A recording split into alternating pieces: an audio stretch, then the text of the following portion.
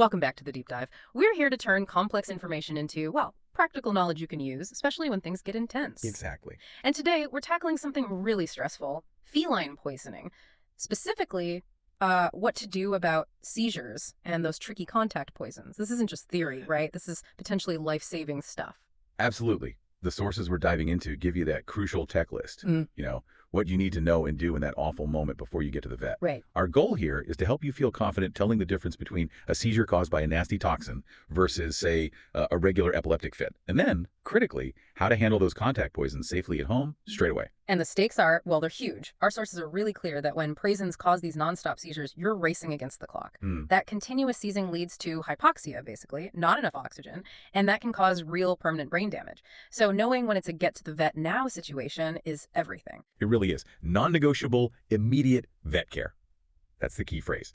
If those seizures keep happening one after another or just don't stop, that cat needs IV support fast. IV support meaning? Usually things like IV diazepam, that's Valium, or sometimes even stronger stuff like barbiturates. They need medication to, well, stop the brain's electrical storm. Okay. So you absolutely have to recognize when that threshold is crossed.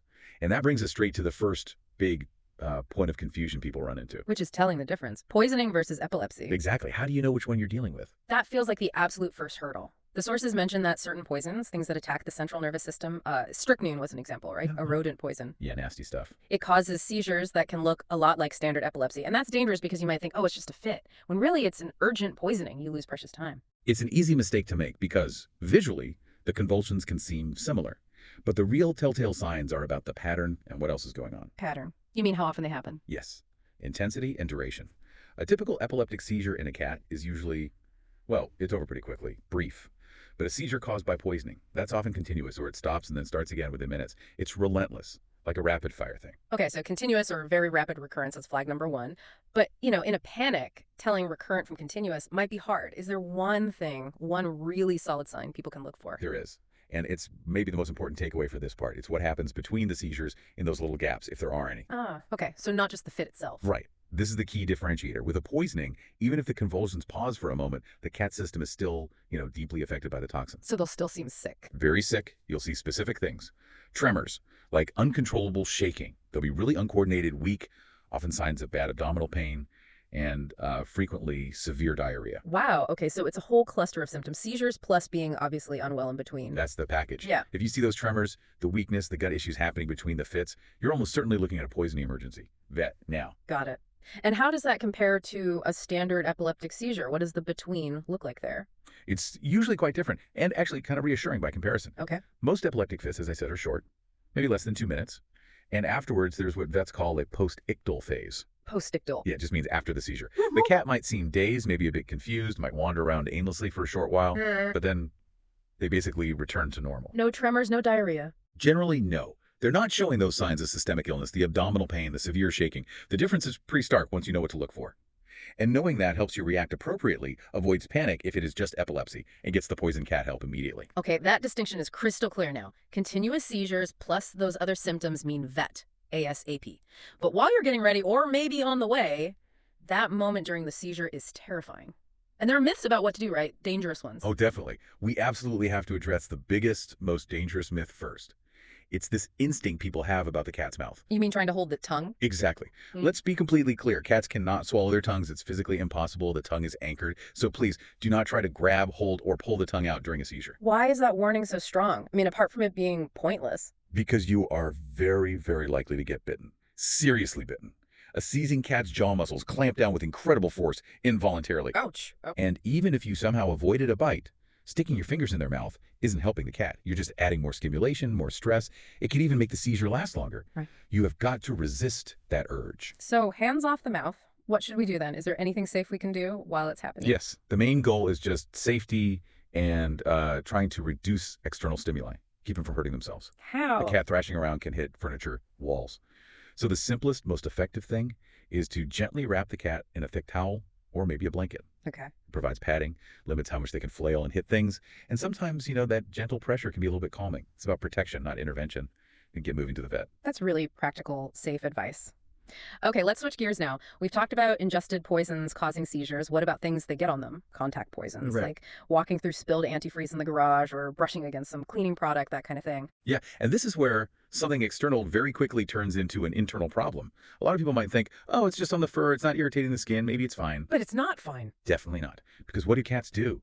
They groom meticulously. So even if that stuff isn't burning their skin right away, they will lick it off. They'll ingest it. And that can cause a really severe internal poisoning, sometimes even worse than the initial contact. Ah, because they concentrate it by licking. So getting it off is non-negotiable. And fast, before they start cleaning themselves. What's the general rule, the basic protocol for getting some unknown, maybe water-soluble gunk off their fur or skin? Okay, the two key principles here are dilution and time.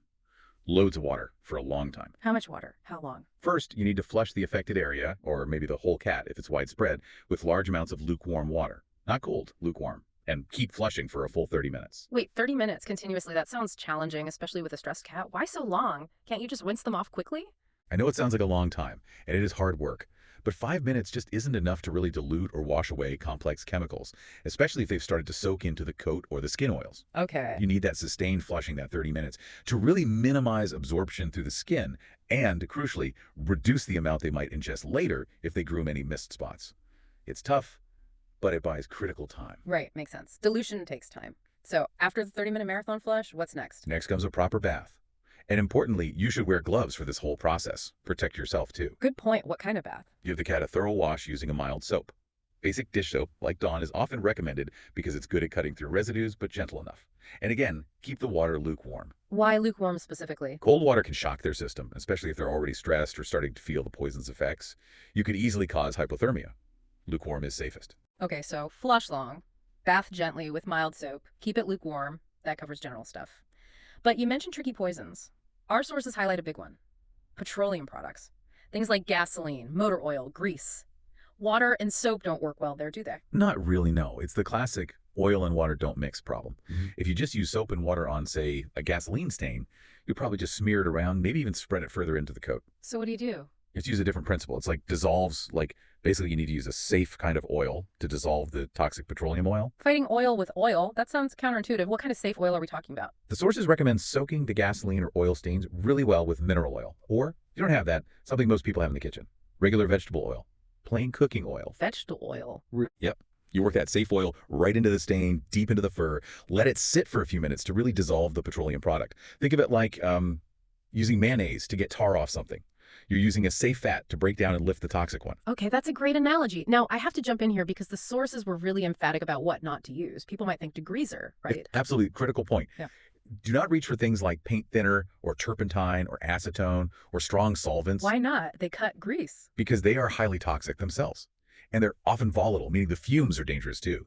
You'd just be swapping one poison for another, potentially causing chemical burns or severe internal damage if the cat licks that off. Stick strictly to the mineral oil or vegetable oil. Only those. Got it. Mineral or vegetable oil only. Okay, so now we've worked the vegetable oil in, it's dissolved the gasoline, but now we have a cat covered in vegetable oil. How do you get that mess off? Now you bring back the mild soap and lukewarm water. Ah. You give the cat a thorough bath to wash away the vegetable oil, which is now carrying the dissolved gasoline or motor oil with it. But even after a good bath, there might still be some, trace amounts of oily residue left. And even a tiny bit can be harmful if licked. So there's another step. Yes, there's a final, quite clever step to deal with any lingering residue. The secret weapon? Kind of. To grab those last little traces of oil, you rub in a fine absorbent powder. Something like cornstarch, or even just plain white flour from your kitchen cupboard. Cornstarch or flour? Seriously. Seriously. It's completely safe if they happen to ingest a little bit, but it acts like a tiny sponge, soaking up any last bit of oily stuff left on the fur. That is brilliant. So simple, totally accessible. It's a final safety net. Exactly. Rub the cornstarch or flour in, let it sit for a minute or two to absorb, and then just brush it out thoroughly. Get as much out as you can. This whole multi-step process, safe oil soak, then soap wash, then powder absorption, it seems like a lot, but it's the safest way to tackle those really stubborn petroleum poisons using things you likely already have. This has been incredibly specific, really powerful information. Let's just quickly recap the absolute core takeaways for everyone listening. Okay, so 2 main emergency tools you've got now. First, knowing how to read the signs between seizures. Right. Spotting those tremors, the lack of coordination, the belly pain, the diarrhea that tells you it's a continuous toxic event. That means immediate vet. No hesitation. And second, the contact poison plan. The long, lukewarm flush for general stuff, and for oil or gas. For oil and gas. Use safe oil, first vegetable or mineral, to dissolve it. Then wash with mild soap. And finally, use cornstarch or flour to absorb any last traces before brushing it out. That combination, knowing the seizure signs and having the right decontamination steps, that's huge. It really is. It shifts you from feeling helpless panic to taking purposeful, effective action. So wrapping this up, maybe the final thought for you, the listener, is about bridging that gap. That time between finding your cat in distress and getting professional help. That's often where the outcome is decided. Knowing that the immediate fix, whether it's recognizing those between seizure signs or knowing to grab the vegetable oil and cornstarch, is right there within reach. That knowledge transforms a potential catastrophe into, well, a manageable crisis. Preparation really is key. Absolutely. Be prepared, know those key differences in symptoms, and stay safe. We'll catch you on the next Dip Dive.